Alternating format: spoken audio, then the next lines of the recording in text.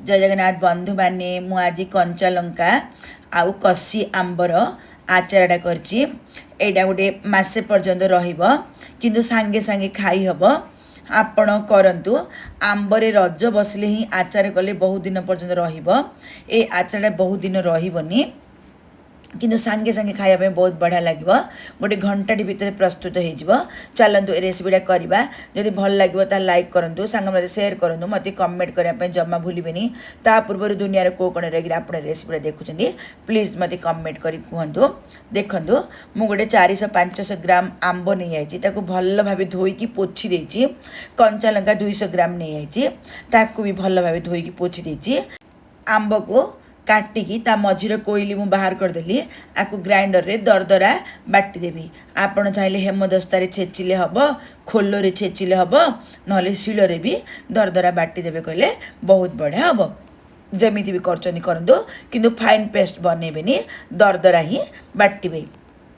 देखो 2 थर मोर हम, गोटे थर किमी दरदरा करके मु बाटीची। दरदरा कले ही टेस्टा भल लगे। आपड़ के चिकन कर बाटु नथिबे। आंब बाटी सारा पर कंचा लंका को भी मुझेपरी भाव में दरदरा ही बाटी। जम्मा आपण फाइन पेस्ट बनइबेनी, दरदरा ही करेंगे। ग्राइंडरटा ऑन ऑफ करदेवे कले दरदरा हो। कंचा लंका भी हो गला। दुनिया को कौन रही आपड़ आमर ब्रह्मपुर आचार रेसिपी देखुं प्लीज मत कमेंट कर कहतु। एपरी थे बनातु केमी लगे कमेंट करने जमा भूलें। देखो मु चुली पर फ्राइंग पैन नहीं आई से 4 चामच पान मधुरी नहीं गली, 2 चामच कला सोरिष नहीं आई, जीरा गोटे चामच दे देछि, मेथी आधा चामच मुझे देदेवी। आपको आम हल्का भाजीदेवा। आपण बेसी भाजबेनी, हल्का ही भाजबे। जमी जस्ट गरम लगे सेमिति ही भाजबे। बढ़िया रे भाजी हो गला। मु चुली को बंद करदेली। ठंडा हलापर ग्राइंडर रे आर दरदरा पेस्ट ही बनइबी। आपण जम्मा मसला को पाउडर करबिनी, दरदरा ही आपण बाटिबे।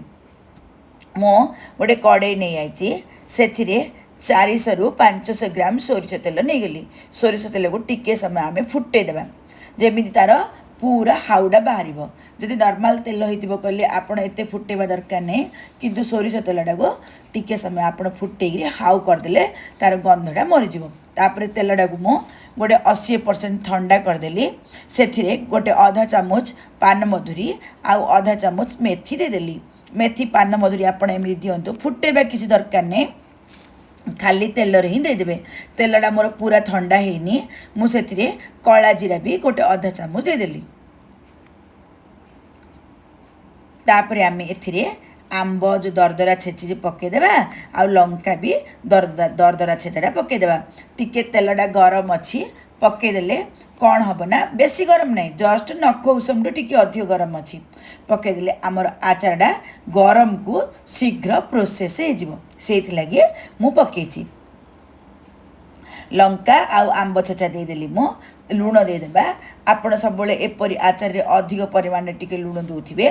मु 4 चामच बड़ चामच रे लुणटा देदेली। नॉर्मल लुण जेकोसी लुण देले हम। तापरे हलदी गुंड एथिरे मु गोटे बड़ चामच रे आधा चामच रो अधिक दे दीची। काश्मीर लंका गुंड गोटे 4 चामच आम एथिरे देदेबा। काश्मीर लंका गुंडटा देदेले कलरटा भल देखा आउ अधिक राग हबनी। देखुच ना मसलाटा को अधा ही बाटी, बेसी बाटिनी।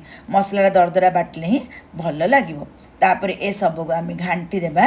गोटे 2-3 घंटा पर भी खाइले हम, किंतु 2 दिन 3 दिन पर खाइले बहुत बढ़िया लगे। आपको आपण एमती बाहर रखी 1 मास 1.5 मास पर्यंत खाई पारिबे। अधिक दिन रखिले कसी आंबटा तो आचारटा बिलीज, बेसी भल लगे। आपण एपरी करंतु, एंजॉय करंतु। भल लगे निश्चित भाव कमेंट करेंगे। आपण कर सारा पर मत फोटो पठेवाई अनुरोध रहा। सांग मान भर भल लगे सेयार कर दिंतु प्लीज। यूट्यूब रे देखुले मोर साइड थार बेल आइकन दबाई दिंतु, चैनल सब्सक्राइब हो। फेसबुक रे देखुए, इंस्टाग्राम देखुले फॉलो बटन दबाई जम्मा भूलें। देखो केते सुंदर आमर ब्रह्मपुर आचार रेडी हो गला। एंजॉय करंतु। रही धन्यवाद।